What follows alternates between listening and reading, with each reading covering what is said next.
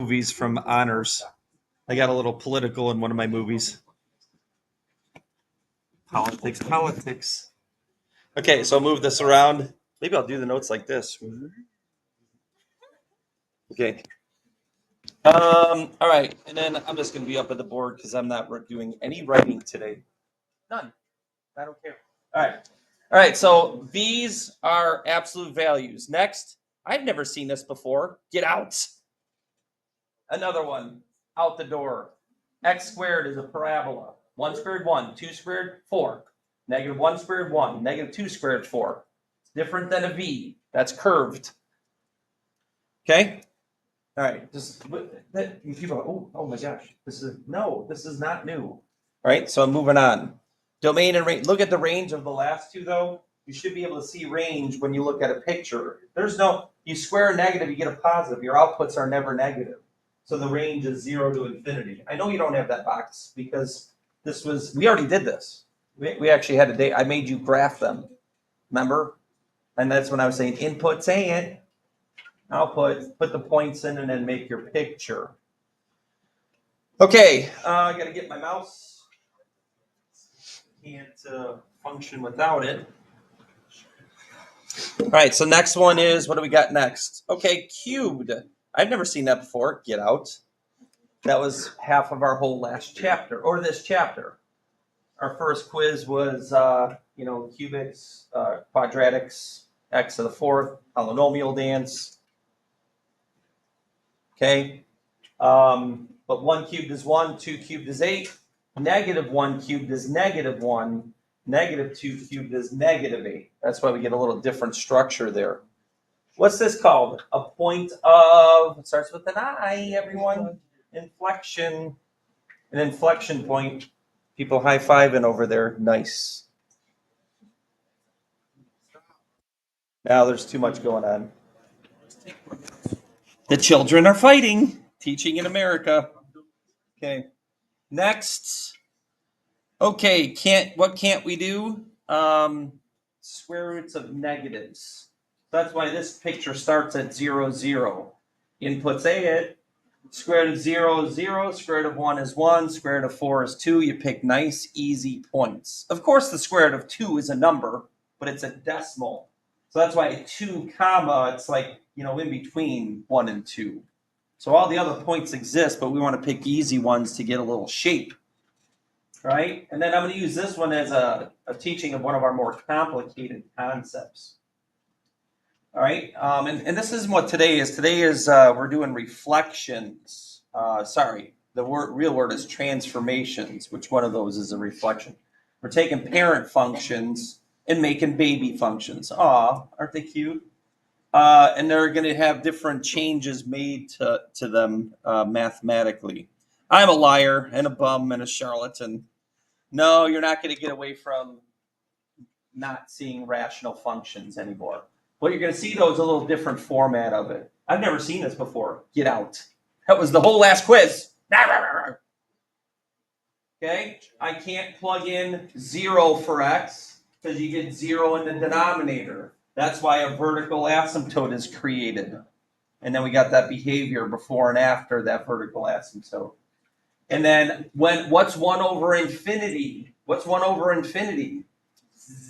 Basically 0. 0. I like that. This guy's on fire. He was also high-fiving when he got the other answer. Basically 0 is what he said. That's why we draw that horizontal asymptote, because that's what happens at the end. Input. See, I remember last year I had a girl in the back. I don't even know what that means. And we were almost in November. I'm like, what? How do you not know what input, output, you don't even know what that means? I know her name, so I should mention her right now. And she's a freshman in college. All right. She actually ended up doing okay. I should have taken on her. I don't think she took the AP exam. So that's wondering if her name was on the poster. I don't think she took it. Okay, but anyway, that's why these ends are what they are. End behavior asymptotes. That's why we draw. Fumble. Oh, the precious phone hit the floor. What are we going to do? Oh, I hope it's okay. Oh, my life is in that little screen. Anyway. Okay. Now, input, say it. Okay, so come on. Here's what we're starting here, and I'm not writing the notes. I had to last hour because I didn't fill that in last year. Bum into Charlottesville, I don't care.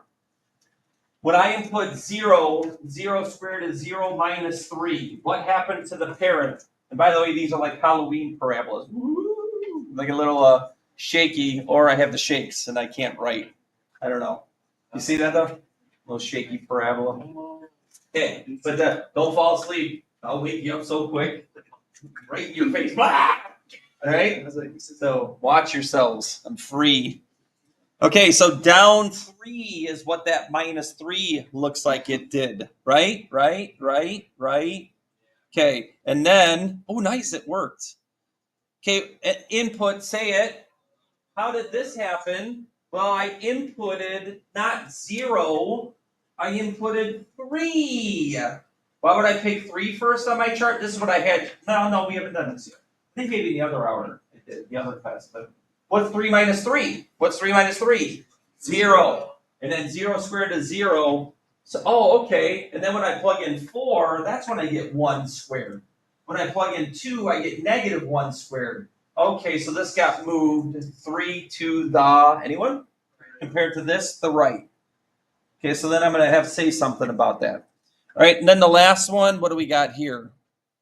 Okay, so we got to flip. Hey, remember the 1, 3, 5 thing? No, because I don't remember anything. Anyway, rise 1, run 1, rise 3, 1. Remember that? That's how we can graph a parabola. But look at what that 2 does. Fall 2 and then go over 1. And then 2 times 3 is 6. Fall 6 and then over 1. And why fall? Because of the negative. So what did the negative in front do? Anyone? Flip, or a better math word is reflect over the x-axis. Okay? So anyway, you definitely did this. Even in Math 2 regular, you did these transformations. Heck, there's barely, the only thing that's been new is rational functions. But that's a lie, because you did that in Math 3 regular if you were a Math 3er. So there's been hardly anything new this year, except for the Math 2 regular students. And also Math 2 honors. We didn't do rational function. Okay, so you can feel free to write this with my chicken scratch writing. So that A in front, we do want to do stretch, shrink vertically. That's what we want to call it.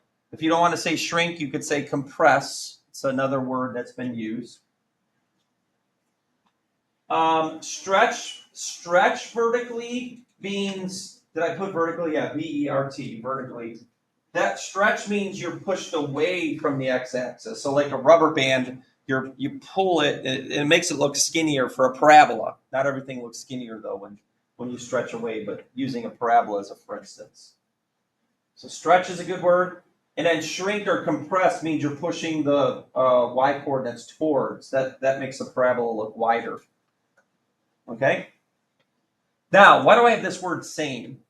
Just hold off on that. Wait till I get to the end, because there's a really tough thing. And even if you have done this before, which I believe every single one of us have, seen these parent transformations things, one of the toughest is at the end. Really, really tough. Conceptually, I have a hard time with it myself. Okay, and then the next two, if it's on the outside, f of x plus k, that's an up-down shift. Why do I have same here? It's a thing to maybe make you remember. If that says plus 2, then what's plus in your mind, up or down? Up. Same as what you would think. That's what same means, and that's true. So if it is a plus 2 on the outside, that means it does go up 2. We just saw a minus 3. Which way did minus 3 go on the inside? It went 3 which direction? Okay, everyone's looking at me like, huh? What? That was 7 seconds ago. I forgot already. All right? Sorry. Did you see this one? What did the minus 3 do? It went 3 to the... Oh, I remember that now from 7 seconds ago. Okay, so what is minus 3 in your mind? What should that be, though? What's negative? Left or right? Left. So it's opposite of what you would think on the inside. So when it's at x minus 3, -3 is 3 left. Oh, but it goes 3 right. It's the opposite of what I would think. That's what opposite means. Opposite, same. Now we got the same thing with those stretch shrink factors coming up. What? Is it just this like minus or add symbol? That's opposite. Yeah. So what I'm saying is, if it was x plus 2 squared, it'd be 2 left, because you have to plug in -2 plus 2 to get 0, and then that means the vertex is left 2. So that's what we're saying about opposite. Okay, here's the tough one. Dun, dun, dun. Okay, write this down, and then I'm going to explain it. When the multipier's on the inside, this should have been right below the a times f of x. That is a horizontal stretch shrink. Pay attention out there. You're off in the la-la land if you were by your board. You should be writing this down. This is the most important thing. You're staring out the window like, I wish I was in the hallway right now. Right. Heck, I'd rather be in the rain right now than in this classroom. I'm just saying, some people say that. I'm being a student, as I got that person paying attention. Don't fall asleep. Alarm clock Samulus. Did I tell you about that? My items I sell at the end of the year? I have an alarm clock / sleep help system. Did I talk about this? Yeah. Wait, can you explain it again? I don't really. Well, if you're having trouble sleeping, like you two might really like this. You press the teach button, and then they just start a lesson. And then you're like, and then you fall asleep like in the greatest, deepest sleep as I'm teaching a math lesson. Then in the morning, if you hit the alarm button or set up the alarm, what are you doing in my class? Wake up! And then that's how you wake up for this Samulus. You charlatan bum! All right, it's all my sayings. Yeah, it's like, yeah, get ready. The item is so help sleep, but then also wake you up, and it's all Samulus. Okay, so I'm gonna go ahead and get my graphing calculator out and explain this further. But look at what I had you write down for those that were not writing it. When b is greater than 1, well, I had that up there when a on the front was bigger than 1. Yeah, that makes sense. It pushes away, so a parabola goes like this, skinnier. So that's stretched away from the x-axis. What's weird is it's not opposite. We want to say inverse. Listen, inverse means flip, right? So it's like it is an opposite relationship. Is that your phone? What are you doing over there? Oh, your calculator. Got it. All right, so b greater than 1 means a shrink horizontally. What does shrink mean when you're talking about shrinks? It means you're going toward the y-axis. Just like a shrink vertically means towards the x-axis. It's really conceptually kind of hard to get that in your brain. And then when b is between 0 and 1, I should have put that for a. When a is between 0 and 1, that's a shrink vertically, but for y-axis horizontal shrink, that's a stretch. It's an inverse relationship. So what I did was I took, let's do the first one and then wait for the calculator. Okay, I gave you too much time to write that down. Input, say it. So I did do a little chart off to the left for this, but really this is all, and this is why I don't feel like, writing this down. I mean, it's already written and I'm just going to shove the notes in your face here. But obviously this is the cubic function, so we should know right away what's 1r stand for. What's 1r stand for? 1 right. What's 5d stand for? 5 down, so everything gets moved 1 right, 5 down. And this is a shrink vertically by a factor of 1/2. So it's pulled towards the x-axis. And then I think I do a little picture. Okay, you know what I could do? I could do the send it to the back and see if that helps. Okay, maybe that will stop happening. Okay, and then there's a little picture of the new one. I don't think I really showed the shrink very well though. It should look a little wider, but whatever. You don't need to throw a picture. You don't need to do that. Okay, now the one I want to concentrate on is that 1/3 on the inside. Here's our horizontal stretch or shrink thing. Let's go to the calculator. And then let's go ahead and look at what I put here. I did do the negative. Delete, not clear. Okay, so I want to see the parent, which will be graphed in blue. And then I want to see the one I throw a 1/3 on the inside. What does that do? All right, and then I'm going to get my pen here that's on the screen. So there you go, you see it, and then I'm going to show you what actually happened. I want to find one of my pens. Good, I got it over here. Okay, so the blue pen is the parent. By the way, square root of 1 is what? What's the square root of 1? 1. What's the square root of 4? 2. That's why you kind of see that this is at 2 here. Okay, but I want you to see what happened to this point. What happens is, let's go back to the equation. I can't because I have my pen activated. But what do I have to plug in to get a nice value? I have to plug in 3. Because what's 1/3 of 3? What's 1/3 of 3? 1, input, say it. Input 3. 3 times 1/3 is 1. What's the square root of 1? 1. So now 1 comma 1 is now 3 comma 1. That's that point right there, kind of cheating there. So what happened? It got pushed away from the y-axis. Away means stretch, like a rubber band. Okay, so that's why 1/3 is actually a stretch.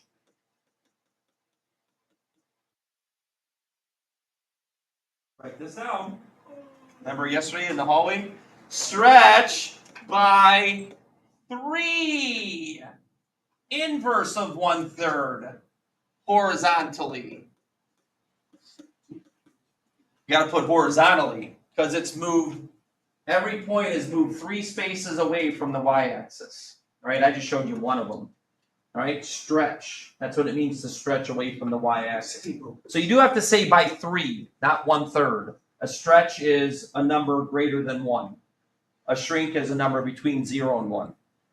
All right. You know what's interesting? Probably isn't, but okay, y equals. Let's go to this and change that to a 3. I think I can. Delete. There we go. So what is that going to be? A stretch or a shrink? Shrink by what?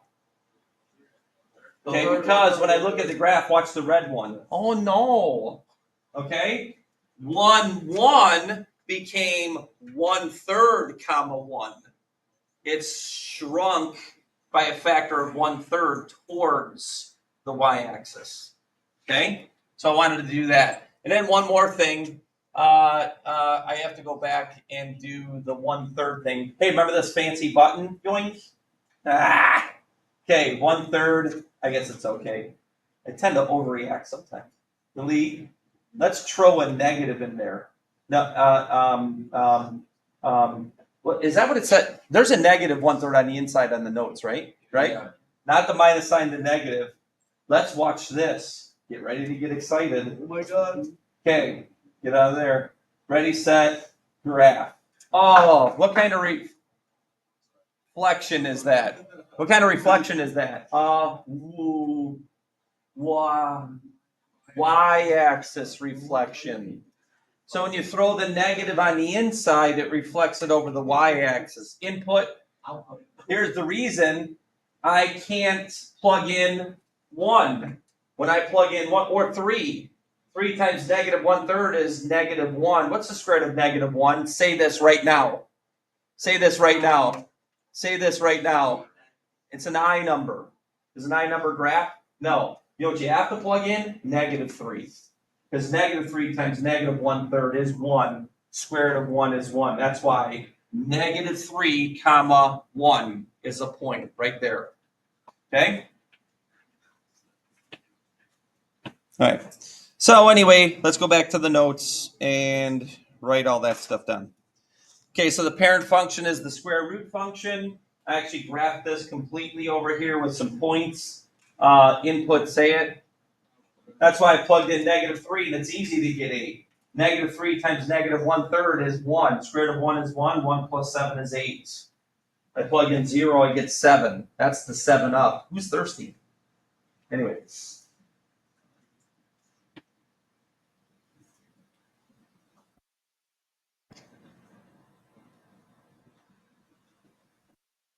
So what's the point today?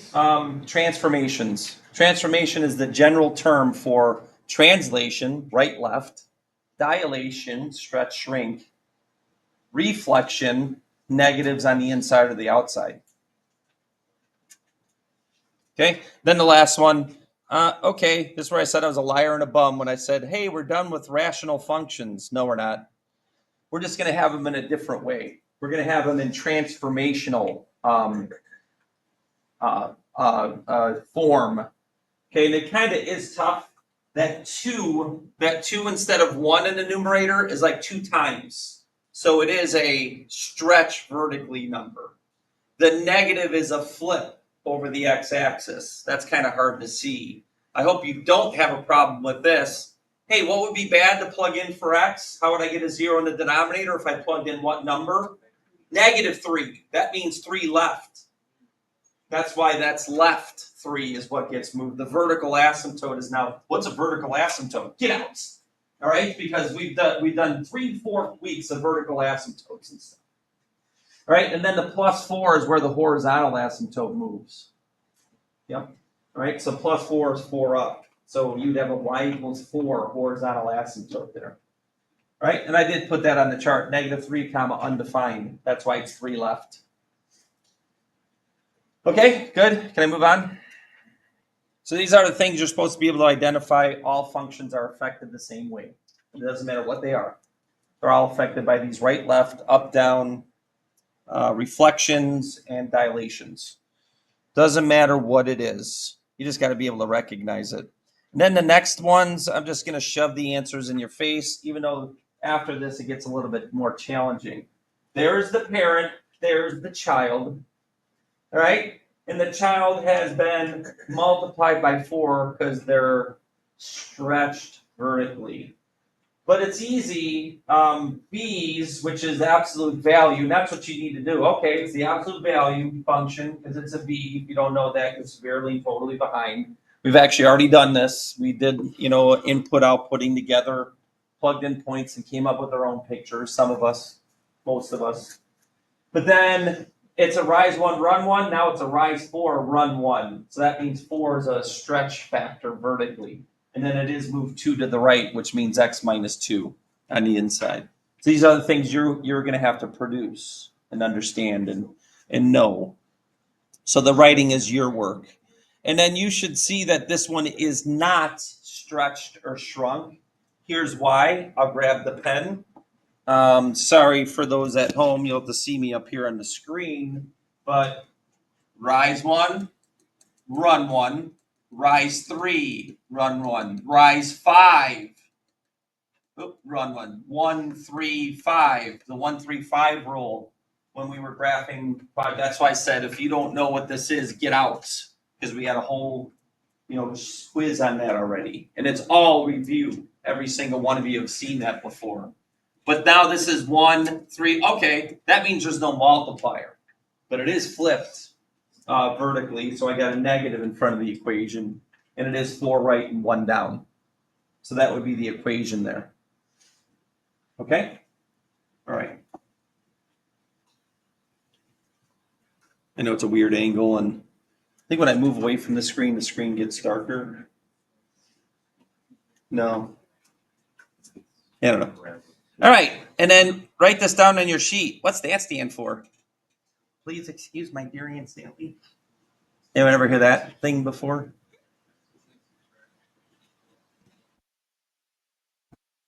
You're not going to like this, though. This is the algebra side of doing transformations. You're going to actually have to do this math, coming up algebra with functions. So it's actually good to cover this now. So our original function is just f of x, blah, a whole bunch of stuff. Now let g of x, this is how they word questions in AP. G of x is a new function where I make some changes to f of x. I move it 4, anyone? 4 to the left. But how does it work algebraically? Wherever there's an x, I input an x plus 4 in its place. Good factors, anyone? If you don't know how to FOIL, then we got a problem. Okay, and I didn't cover the foiling because we should be able to FOIL x plus 4 super quick. That's the problem.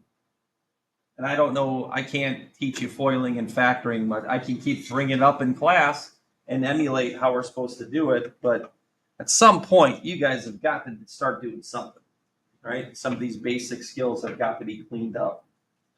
This is, I could really pinpoint those that are struggling. It's struggling on stuff that has nothing to do with what we're doing. Well, some of it's memorization. Yeah, we're not memorizing. But x squared, x times x, and x times 4 twice, and then 4 squared. So I kind of covered the FOIL there. Distribute and then get like terms. You will have to do that math, in another sense. There's a different concept coming up. And then this one you replace that f of x with what f of x is defined as, x squared minus 3x plus 2. Then you multiply by -2 and add 4. What it does is move this whole graph up 4, does stretch it by a factor of 2 vertically, and flip it. But algebraically, when I do my math, that's what the new function would look like. So distribute a -2 and then add 4. Okay, so mathematical structure of our transformations through algebra. These algebra skills are coming up anyway, so it's good to look at them.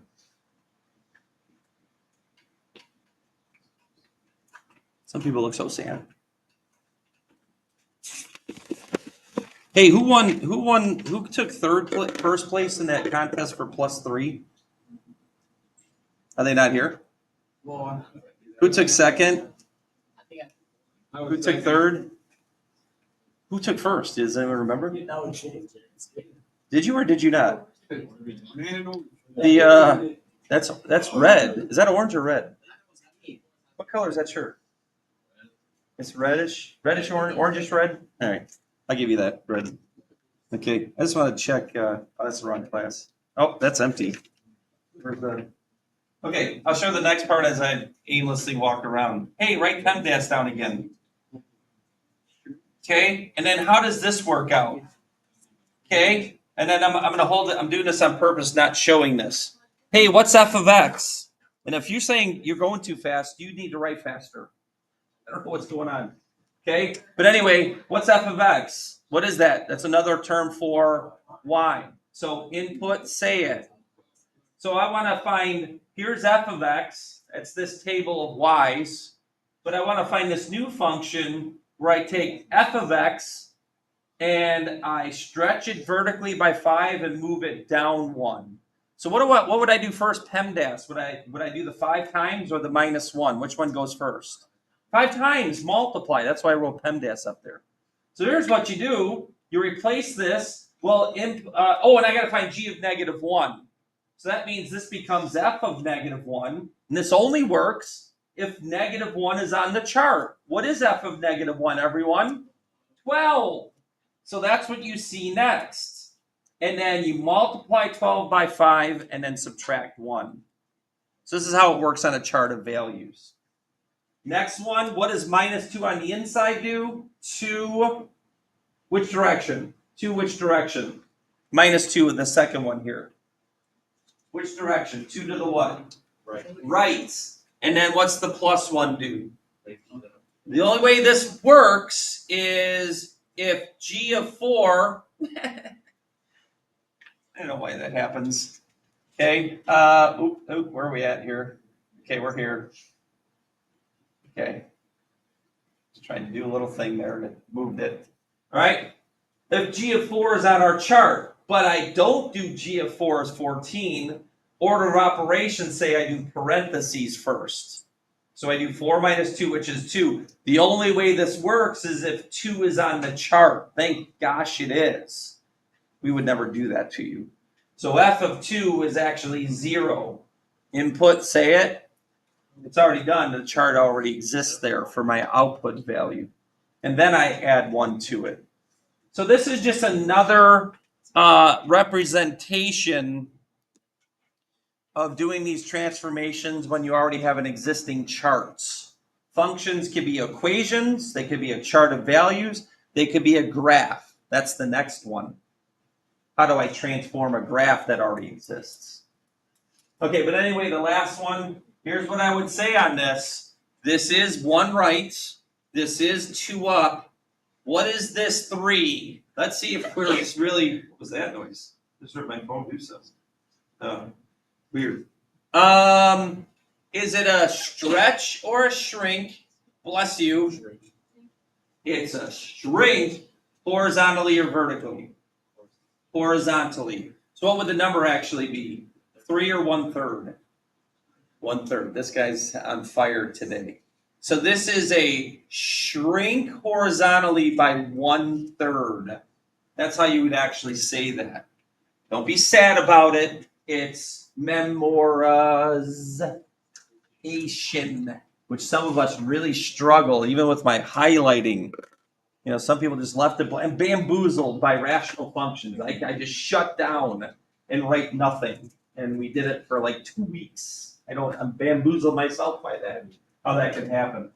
All right, but anyway, here's your order of operations. Find g of 2. That means you plug in 2 for x, but you got to do 2 minus 1 first, parentheses, 1 times 3, and then hope f of 3 is on the chart. 3 comma, thank goodness, 3 comma 8. So that f of 3 equals 8, and then you add 2. Okay, now the last one, right, graphs. Here's what we got on this one, and I'll just shove the answer in your face with colors. He was the MVP on this. So if it was f of 1/2 x, that's actually a stretch or a shrink. Read the thing up on the board there. Stretch by 2.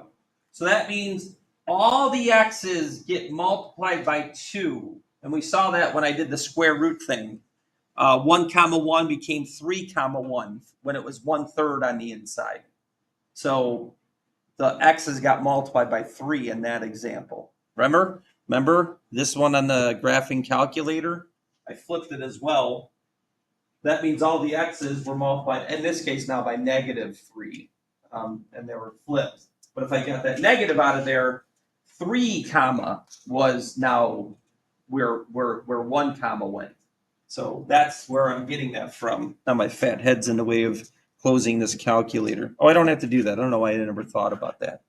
So how do I take a picture and horizontally stretch it? I pull these coordinates out of the original, then take the x's and multiply them by 2 in this case, because it's a stretch factor of 2 horizontally. The y's stay the same because nothing has happened to the y's. There's no other transformation on the y's. The next one stinks. The next one, you got a bunch of stuff going on. And then I think I'm not going to end with that. We have the last AP type questions that they ask. Okay, ready? So the next one is a PEMDAS.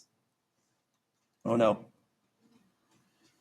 Okay, and then I have the final answer here. But what's that negative do? Which kind of reflection is this?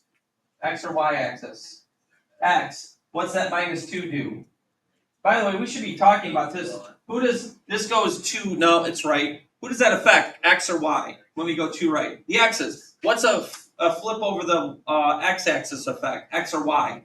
Y. And then what's the +5 effect? X or Y? You got to be careful on your order. That's why I say PEMDAS. If you reflect first, then move up 5, or move up 5 and then reflect, you get different results. That's why PEMDAS is important.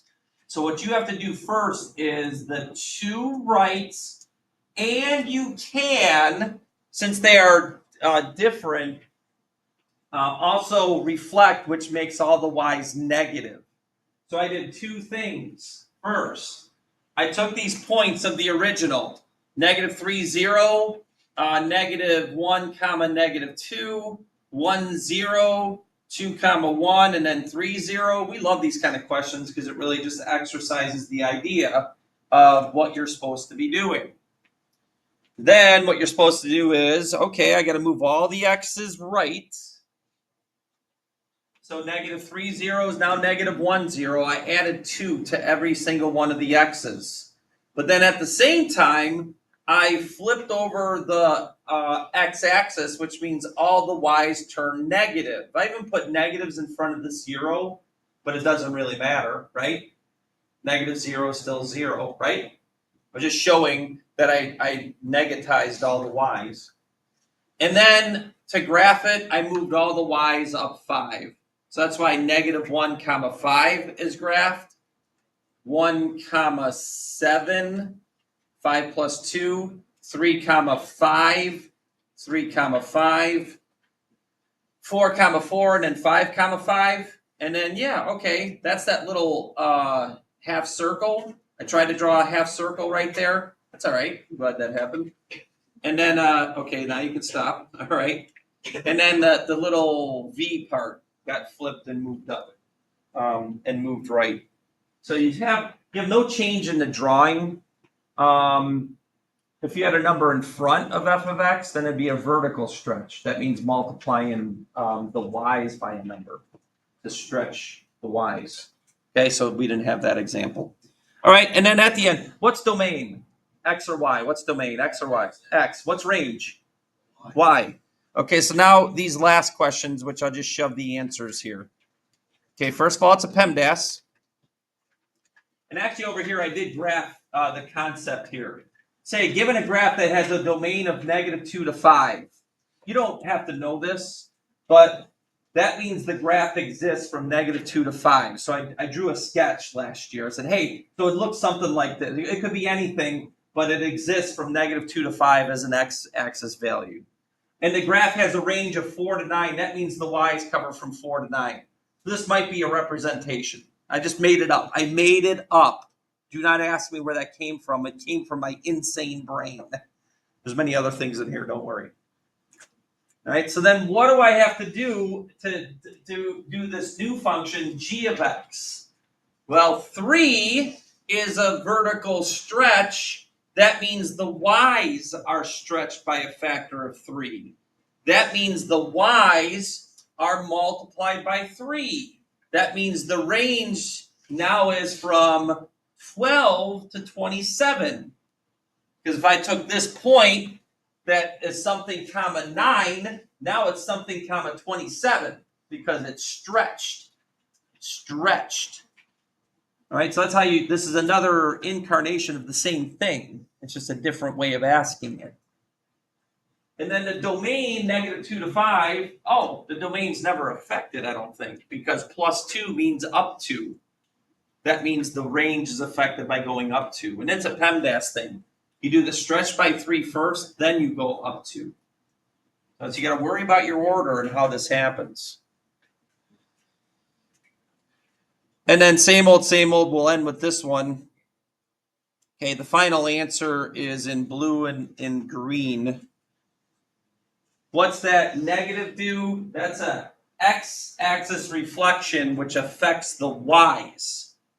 And then the minus 2 is down 2, that affects the y's. Plus 5 is 5 left, which affects the x's. So if my domain is negative 4 to 3, then those are both moved 5 to the left. So that's how this becomes negative 9. That's 5 left of negative 4. And negative 2, 5 left of 3. And then in stages, you have to do the flip first. So you got to take all the y's and multiply them by a negative. So the range goes from 3 to 9. No, 3 to 9's up here. Now it gets flipped over the x-axis and is from negative 3 to negative 9. All right, or negative 9 to negative 3. You should switch that around and put them in order. So careful on that too. That's a good point I didn't make last hour. You always have to name your domain and range in order from left to right. So I do have to switch those two. And then move them down 2. So down 2 from negative 9 and down 2 from negative 3 is the final answer. Okay, same question, but in a different format. Question? Why is it negative 2 or negative 9 to negative 2? The domain, that's the domain. Yeah. Because it went 5 left. When I go 5 left from negative 4, that's negative 9. 5 left from 3, negative 2 is the new ending point if I slide on the x-axis. And then look at my PEMDAS order. I highlighted the, what happened first anyway. You got to go into parentheses first, so you should really look at those X's first. Then do the multiplying, which is that negative, and then do the subtracting last, which is the down 2. Oh, that sheet did move. Do you see that? My highlighting's no longer. There we go.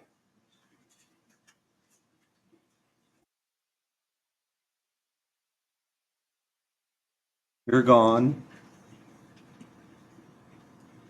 You're gone.